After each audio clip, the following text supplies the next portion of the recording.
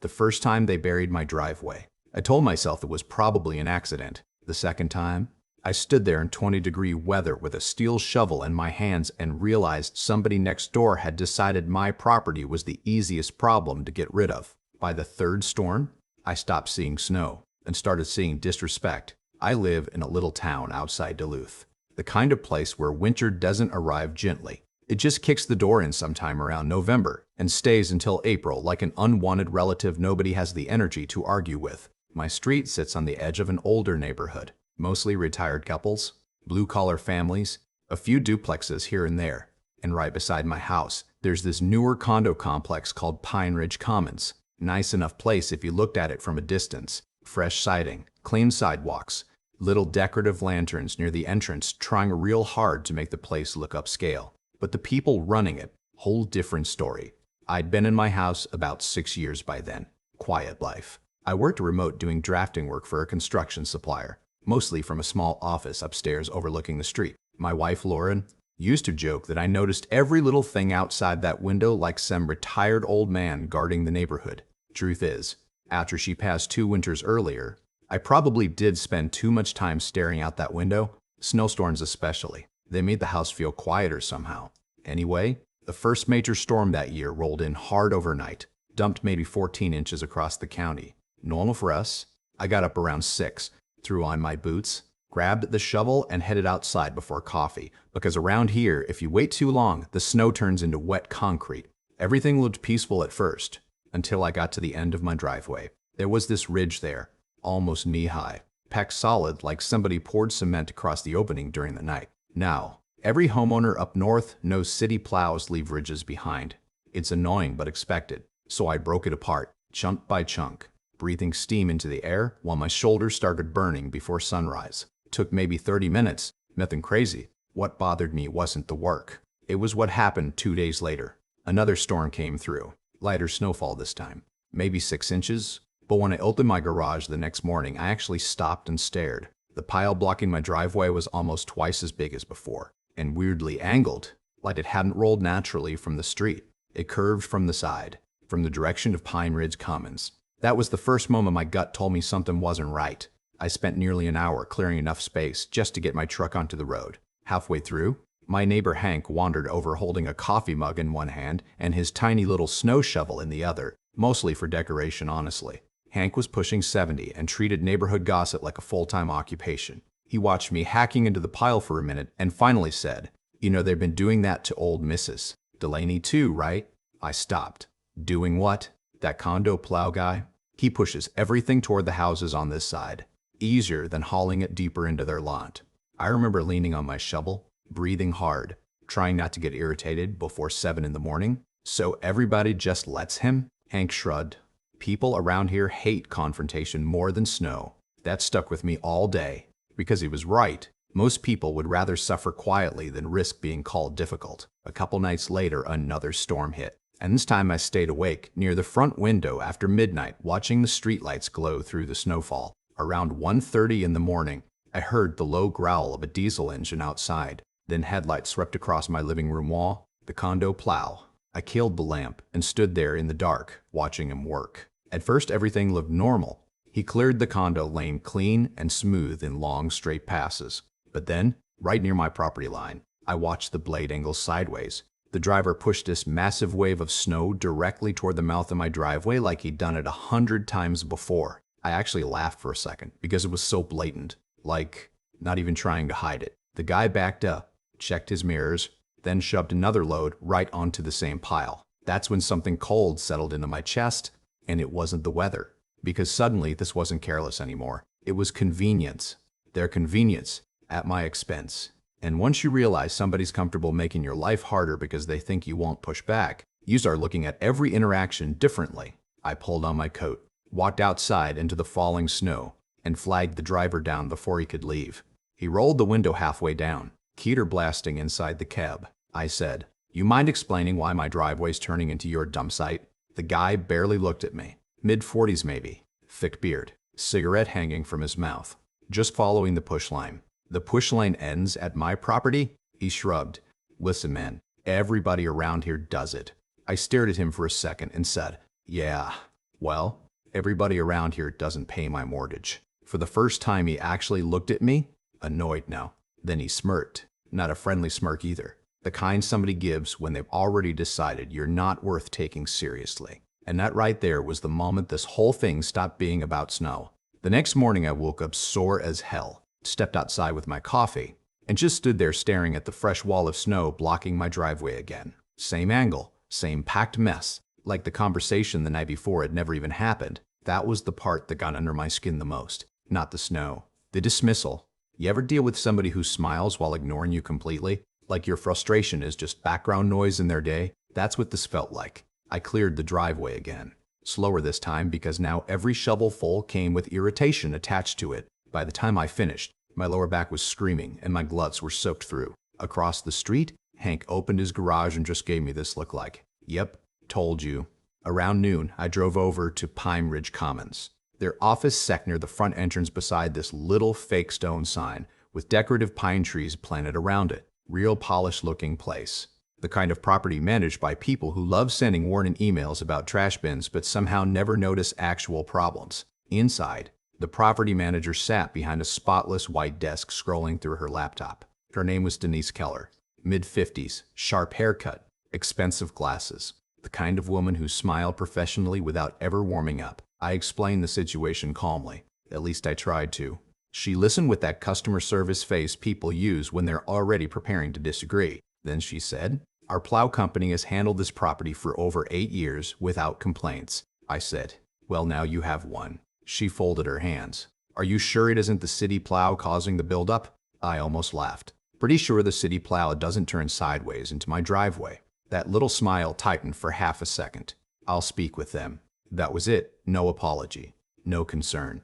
Just the kind of response designed to get you out the door. As I was leaving, I passed this younger man's guy near the lobby entrance salting the walkway. He quietly said, "You're talking about Rick, right?" I stopped. "The plow driver?" He nodded carefully, like he didn't want cameras catching him talking. "Yeah, he cuts corners. Everybody here knows it." "Then why does nobody say anything?" The guy gave this exhausted little shrug. "Because Denise hates problems more than bad contractors." That sentence sat in my head all week. A few days later, another storm rolled through. Not huge, maybe 8 inches, but enough to matter. This time, I prepared ahead of it. I drove to the hardware store and bought 6 bright orange driveway markers, the reflective kind, tall enough to stick out even during heavy snowfall. I placed them carefully along the edge of my property where the driveway met the road. Clear, visible, impossible to miss. If Rick crossed that line now, there'd be no excuses left. That night, the snow started around 10. Big, slow flakes drifting under the streetlights, quiet enough you could hear branches creaking in the wind. I sat upstairs in my office pretending to work while really just watching the road. Around 1 in the morning, the plow showed up. The second his headlights appeared, I muted my TV and moved closer to the window. Rick cleared the condo lane in wide passes like before, pushing snow neatly toward the far side of their lot. Then he approached my driveway and slowed down. I could actually see him looking at the orange markers through the windshield. For one stupid second, I thought maybe the problem was over. Then the blade turned. Snow rolled directly across the markers and slammed into my driveway so hard one of the sticks disappeared completely underneath the pile. I just stood there blinking, because now it wasn't laziness anymore. It was deliberate. The kind of deliberate that says, "What are you going to do about it?" And honestly, that question changes people, especially when they're already carrying grief, loneliness, stress, all the little invisible weights life stacks onto your back over time. After Lauren died, I spent years trying to become smaller, quieter, easier to deal with. I avoided conflict, avoided neighbors, avoided making noise because somehow surviving loss teaches you not to waste energy on stupid fights. But standing there watching that plow bury my driveway again, something snapped loose inside me. Not rage exactly, clarity. The next morning I ordered a security camera. Nothing fancy, just a weatherproof motion camera with night vision and enough storage to record the street. I mounted it above the garage facing the driveway entrance. And then I waited. 2 more storms came through over the next couple weeks. 2 more times Rick pushed snow into my driveway. 2 more times the camera captured everything crystal clear. The footage was almost insulting in how obvious it looked. You could literally watch him finish the condo lane, pause near my property, angle the blade, and dump the load right into my entrance before driving off. I clipped the videos together, took screenshots, circled the blade angle in red like some true crime documentary, and emailed the entire package to Denise along with timestamps and a short message. Please explain why your contractor continues blocking access to my property after multiple verbal complaints. Then I waited. No response. 3 days passed. Nothing. Not even a fake apology. That's when the situation stopped feeling accidental and started feeling political. See? Neighborhoods have power structures whether people admit it or not. Pine Ridge Commons had money, lawyers, influence at city meetings.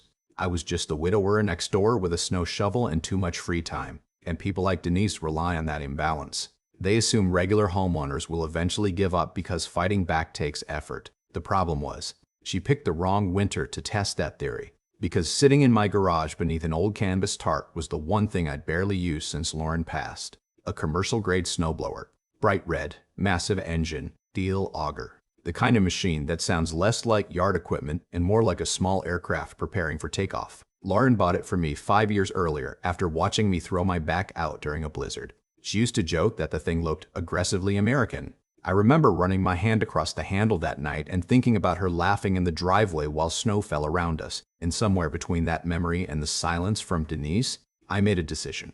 Next storm, I wasn't clearing their mess quietly anymore. I was giving it back. The opportunity came faster than expected. A heavy lake-effect storm rolled through the following weekend, dumping almost 16 inches overnight. Around dawn, I heard Rick outside again, engine rumbling through the dark. I didn't even look out the window this time. Didn't need to. By now I knew exactly what he was doing. I waited until sunrise, opened the garage, and there it was. The biggest pile yet. Thick. Frozen chunks packed shoulder-high across the entrance to my driveway like somebody had built a defensive wall overnight. For a long moment I just stared at it. Then I laughed. Not because it was funny, because suddenly the solution seemed incredibly simple. All day long I left the pile untouched while the condo lot next door got fully cleaned. Cars neatly lined up, parking spaces opened, sidewalks salted. By evening, the whole complex looked pristine. That was important. I wanted them comfortable first. Around 7:30, after the sun disappeared and blue winter shadows settled across the neighborhood, I rolled the snowblower out into the driveway. The engine roared to life so loud Hank actually came onto his porch wearing slippers and a flannel jacket. He squinted across the street and yelled, "You finally lost your mind over there." I smiled and said, "Not yet, but give me 40 minutes. Then I aimed the chute directly toward Pine Ridge Commons and squeezed the throttle. That machine launched snow like a damn cannon. The first blast shot 30 feet across the property line and landed perfectly along the edge of the condo lot, right where Rick had cleared everything smooth earlier that morning. Not on cars, not on sidewalks, not on anybody's precious little landscaping. Just back onto the space the snow originally came from. I remember standing there under the floodlight with freezing wind cutting through my jacket while the engine screamed in front of me. And, for the first time in weeks, I genuinely felt calm, not angry, balanced. Every packed chunk Rick had shoved into my driveway went flying right back over there in long, heavy arcs. White powder exploded across the edge of their parking area while fresh berms started building along the spaces closest to the road. Across the street, Hank was laughing so hard he had to grab his porch railing. At one point he yelled, "That thing ought to come with legal representation." I couldn't even answer because I was laughing too. And honestly, maybe that's the part people won't understand unless they've lived through something similar. It wasn't about revenge anymore. It was about refusing to quietly absorb somebody else's disrespect just because they found it convenient. There's a limit to how many times people can dump their problems onto you before eventually you decide to hand the weight back. 40 minutes later, my driveway was spotless. The condo edge, not so much. Again, I wasn't burying cars or trapping residents. I made sure of that. I'm stubborn, not insane. But those perfectly clean edges Rick loved so much were gone now. Snow lined the side of the lot again, tighter than before, forcing narrower turns into several parking spaces. Basically, exactly what he'd been trying to avoid by using my driveway. I shut the machine off, and the whole street fell quiet except for the wind. That silence felt incredible. The next morning, I woke up to the sound of diesel engines outside. Rick was back. I looked through the blinds and nearly spit out my coffee laughing. The guy was re-clearing the exact same section he'd dumped onto my property all winter. Only now he actually had to push the snow deeper into the condo lot the hard way. Funny how suddenly there was enough room to do the job properly. Around noon, my phone rang. Unknown number. I answered and immediately recognized Denise's voice. Except now she sounded different, softer. Careful. Mr. Wen? Carter, she said. We've received reports that snow from your property was blown onto Pine Ridge Commons land last night. I leaned back in my chair and said, interesting way to phrase that. Silence. Then she tried again. Several residents were inconvenienced this morning. I walked to the front window while she talked. Outside, Rick was still plowing, moving slower than usual. Finally, I said, Denise, all I did was return snow that originated from your property. Another silence. Longer this time. Then came the sigh. Not angry, not defensive, tired. Because people like Denise operate best when everyone quietly accepts unfair situations. The moment somebody pushes back calmly and publicly, their whole strategy falls apart. She asked, what exactly is it you want? Simple question. Simple answer. I want your contractor to stop using my driveway as overflow storage. And I want confirmation in writing. No yelling. No threats. Just direct. She hesitated, then said, I think we can resolve this. I almost left it there. Almost. But after weeks of being ignored, after hours spent shoveling somebody else's laziness out of my life, I figured one last point needed to land. So I said, and Denise, if it keeps happening, I'll start billing the association for snow removal labor since apparently I'm part of your maintenance team now. Dead silence. Then surprisingly, a quiet laugh. Not mocking either. The kind people make when they realize they've finally lost an argument. By that evening, I had an email from Pine Ridge Commons officially acknowledging the issue and confirming their contractor would adjust snow management procedures near neighboring residential access points. Corporate language for, yeah, we told Rick to knock it off. And just like that, the problem disappeared. Seriously. Next snowfall, I watched from my upstairs office as Rick approached my driveway. This time, before reaching the property line, he turned the blade the opposite direction and pushed everything deeper into the condo side exactly like he should have been doing from the beginning. No ridge, no wall, no games. What really got me, though, was his face. For a split second as he passed my house, he looked toward my window. Not angry exactly, more like annoyed that somebody had finally forced him to do the full job instead of the easy version. And I remember thinking something Lauren used to say all the time. People rarely change because they suddenly grow empathy. Most change because consequences finally become inconvenient. That stayed with me, because honestly, this whole ridiculous neighborhood snow war wasn't really about winter. It was about boundaries, about how small acts of disrespect grow bigger every time they go unanswered. Most people think conflict starts with screaming matches or lawsuits or dramatic moments, but usually it starts with tiny little tests. A parking spot, a fence line, noise late at night, or in this case, a blade angled a few feet too far. And the truth is, some people spend their whole lives betting nobody will push back. A week later, Hank stopped by while I was getting the mail and said, you know the condo board's been talking about you. I laughed. Good or bad? He grinned. Depends who you ask. Then he leaned closer and lowered his voice like we were discussing organized crime. But between you and me, Mrs. Delaney started blowing her snow back too. I nearly choked laughing. And apparently she wasn't the only one. By February, 2 other houses bordering Pine Ridge suddenly had security cameras pointed toward the road. Funny how fast a neighborhood changes when somebody stops pretending a problem is normal. Now, maybe some people watching this think I overreacted. Maybe I should have taken the high road. Maybe returning the snow was petty. Honestly, maybe it was. But I'll tell you this, the driveway stayed clear for the rest of winter. And every single time I looked out that upstairs window and saw Rick turning that blade away from my property, I slept a little better knowing one thing. I finally stopped letting other people dump their mess onto my life just because I was too polite to fight back. So now I'm curious. What would you have done? Would you have kept shoveling quietly? Or would you have returned the snow too? Let me know in the comments. Because trust me, after this whole mess, I learned real fast that neighbors can either make winter survivable or turn it into war. And if you enjoyed this story, hit like, subscribe, and stick around. Because around here, the craziest neighborhood battles usually start with something small nobody expects,